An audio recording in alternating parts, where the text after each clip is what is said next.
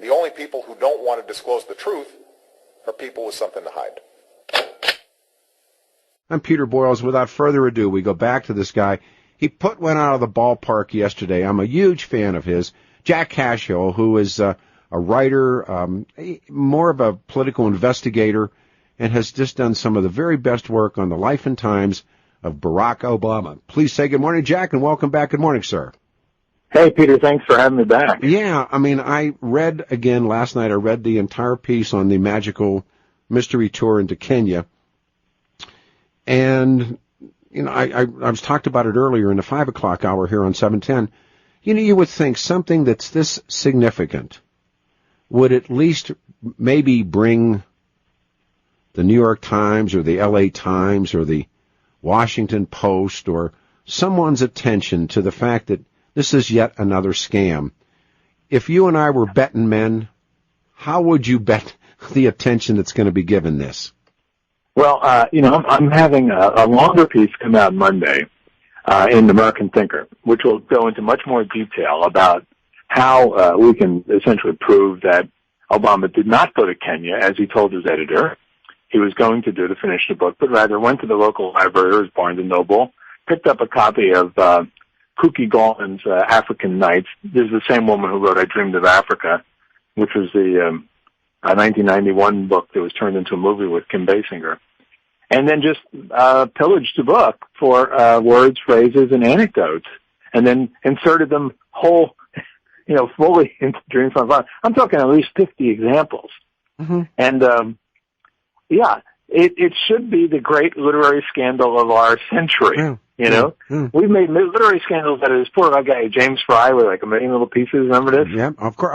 And then there's the guy, the teacup guy, I can't remember the title of his book. He had a big 60 Minutes expose. This guy had a charity in Nepal or someplace. No, I thought he was in Afghanistan. Someplace in that part of the world, yeah. How about, how about the guy that did Howard Hughes? Clifford Irving. Clifford Irving, I met him. Is that right? He did this wonderful book. It was a novel, and it was about Tom Mix and Pancho Villa. It was a great book, and of course, that part of the rumor with the legend of Tom Mix is that he had been south and fought with Pancho Villa, and he was very, he was engaging, and and you're looking at the guy knowing damn well he ran a scam, but he was cool, Right. But that's right. There was another one. Who was the woman that went on Oprah and said she had found a 6-year-old junkie? Remember that woman? Oh, I think that was Janet Cook. Okay. She was a reporter for the Washington Post. Oh, that's right, yeah.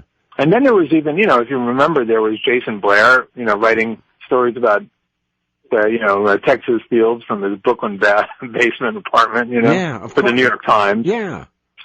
Stephen Glass of New Republic fame, who made up stories whole cloth.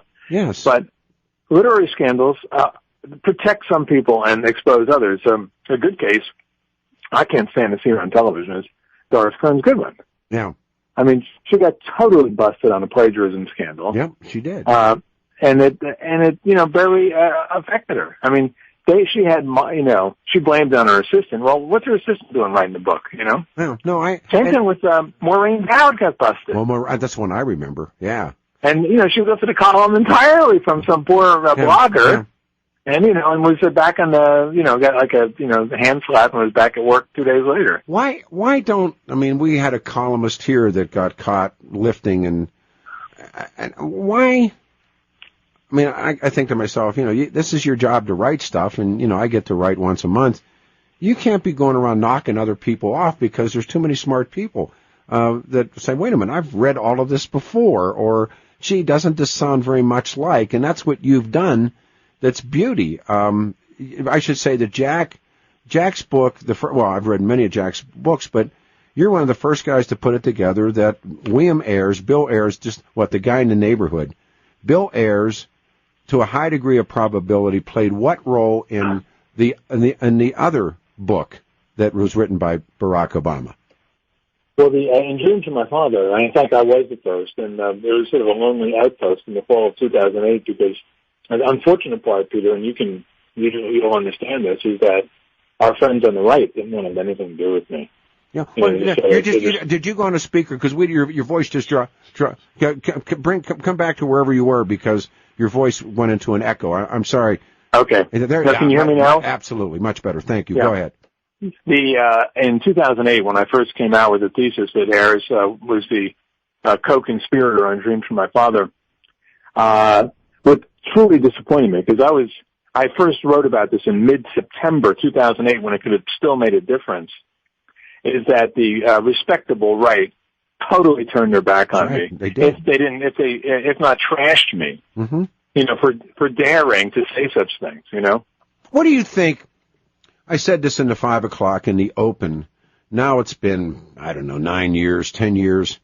We were dubbed birthers, which was, in essence, being called a Klansman or a racist, and it's like the Holocaust deniers. Now the people who deny climate change are called deniers. This ability of the progressive to use words, to change words, but after this long journey, and we have Gilbert coming up, and Jack, you're really great at this. Why won't anybody bite the apple? Well, I understand why the people on the left and the left center won't, because they're thoroughly corrupt. They're all in Fort Lee, New Jersey today, where they have a story they can finally cover. We're losing your voice. Please, because I hear it. And, oh, okay. There you go. Thanks. I'm sorry. I was going to say, the media are all in Fort Lee, New Jersey today. Yeah. They're too busy. Well, but the respectable conservative media, by the way, they're starting to come around. Emmett Terrell and American Spectator just did a piece on it, on the Ayers-Obama connection, and the most recent issue. But in the fall of 2008, people like the National Review and the Weekly Standard, who have some influence in Washington, had the potential to break the story wide open. All they had to do was to run a big story, a cover story, ideally, that said, who wrote Dreams from My Father? Mm-hmm. They could just raise the question. Mm. But they chose not to do that, and not only did they not do that, they attacked people like me and others, like Joel in the blogosphere, who made them uncomfortable, just like the Tea Party makes them uncomfortable, and pro-lifers make them uncomfortable.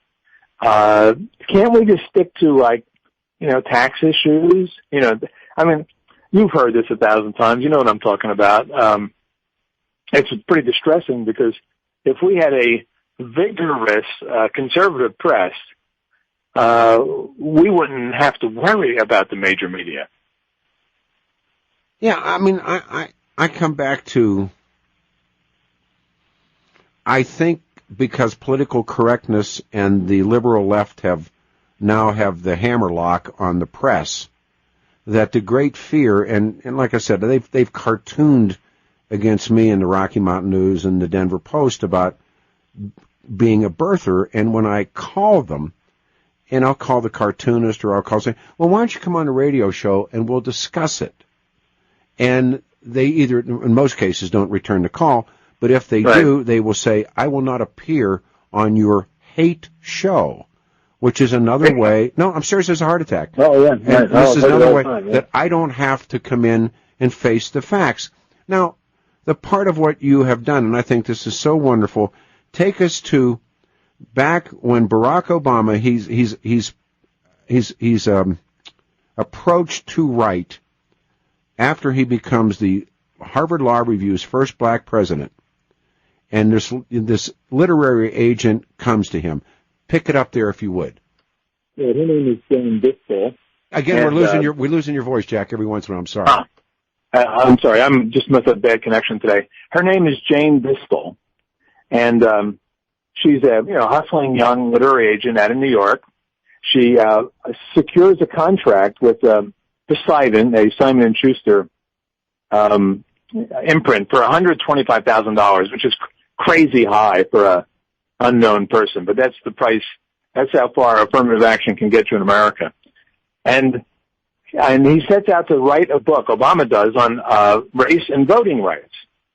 And he's given a very generous 18-month timeline. I usually get 3 or 4 months, by the way. And he fails to meet it. He has one excuse after another. They extend the contract. Simon & Schuster finally cancels it. Now we're into middle of 1993. Times Books, a division of Random House, offers him a new contract, a smaller one, and he starts all over again, now on a memoir. Sometime in 1994. What happens to the $125,000? Well, my best sources say that they asked for it back, and he pled a student debt, and they finally just sort of forgot about it. But weren't we told that he was a scholarship kid? Yes, and this is the uncertain part, because after a while he was making a lot of money. He should never been in debt. In Chicago, we know that, for instance, once he was elected to the state senate, for instance, he was making $60,000 for that.